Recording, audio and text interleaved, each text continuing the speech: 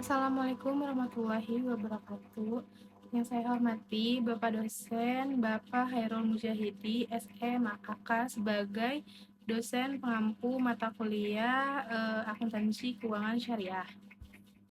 Pada kesempatan kali ini, saya akan mempresentasikan analisis jurnal dengan judul Kinerja Keuangan dan Profitabilitas Bank Syariah.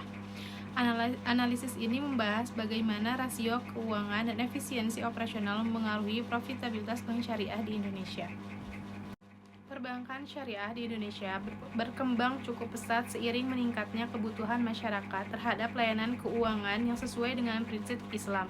Dalam hal ini, laporan keuangan yang adil dan transparan menjadi sangat penting untuk menjaga kepercayaan publik serta memastikan kepatuhan terhadap prinsip syariah. Kinerja keuangan bank syariah dapat dianalisis melalui beberapa rasio keuangan, antara lain seperti return on asset, return on equity, financing to deposit ratio, dan non-performing financing. ROA menunjukkan seberapa efektif bank mengelola asetnya. ROE untuk melihat penggunaan modal, FDR berkaitan dengan penyaluran pembiayaan, dan NPF menunjukkan tingkat pembiayaan yang bermasalah. Lalu pada slide ini adalah jurnal pertama yang saya analisis berasal dari Journal of Islamic Accounting and Finance Research yang terakreditasi Sinta 2. Hasil penelitian ini menunjukkan bahwa ROA berpengaruh positif terhadap profitabilitas, sementara NPF berpengaruh negatif, yang artinya peningkatan pembiayaan bermasalah dapat menurunkan laba bank.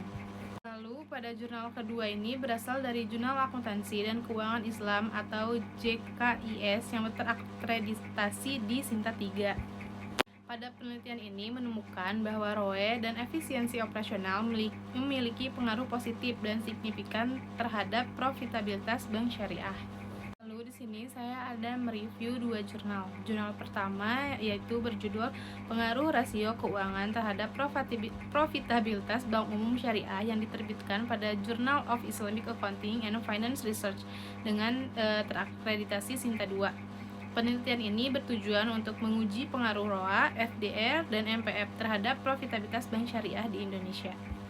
Lalu, metode yang digunakan dalam jurnal pertama ini adalah metode kuantitatif dengan analisis regresi linear berganda menggunakan data laporan keuangan tahunan. Hasil penelitian ini menunjukkan bahwa ROA berpengaruh positif terhadap profitabilitas, sedangkan NPF berpengaruh negatif, yang artinya pengelolaan aset yang baik meningkatkan laba, sementara pembiayaan bermasalah dapat menurunkannya. Lalu pada jurnal kedua ini berjudul Analisis Kinerja Keuangan dalam Meningkatkan Profitabilitas Bank Syariah yang diterbitkan dalam Jurnal Akuntansi dan Keuangan Islam atau JKIS dengan akreditasi Sinta 3. Jurnal ini menekankan indikator berbasis prinsip syariah seperti ROE, FDR, dan efisiensi operasional. Metode penelitian yang digunakan pada jurnal kedua ini adalah metode kuantitatif dengan data panel, sehingga dapat menganalisis beberapa periode waktu. Hasil penelitian ini juga menunjukkan bahwa ROE dan efisiensi operasional berpengaruh positif terhadap profitabilitas. Hal ini menunjukkan bahwa pengelolaan modal dan pengendalian biaya operasional sangat penting untuk laba yang berkelanjutan. Nah, jika dibandingkan, jurnal pertama lebih menekankan pada aspek risiko pembiayaan, khususnya melalui NPF sebagai faktor penghambat profitabilitas. Sementara itu, jurnal kedua lebih fokus pada efisiensi operasional dan optimalitas modal. Meskipun berbeda fokus, keduanya sama-sama menunjukkan bahwa kinerja keuangan berpengaruh signifikan terhadap profitabilitas bank syariah di Indonesia. Berdasarkan kedua jurnal tersebut, terdapat 3 hal utama yang perlu diperhatikan oleh bank syariah, yaitu mengukur rasio keuangan secara rutin, meningkatkan efisiensi dan pengelolaan modal, serta mengendalikan risiko pembiayaan agar profitabilitas tetap terjaga.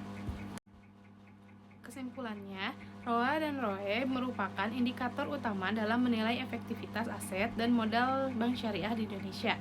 Efisiensi operasional dan manajemen modal berperan penting dalam meningkatkan profitabilitas jangka panjang, sementara pengendalian NPF sangat dibutuhkan untuk menjaga stabilitas laba. Maka dari itu, penerapan akuntansi syariah yang transparan dan akuntabel menjadi sangat penting.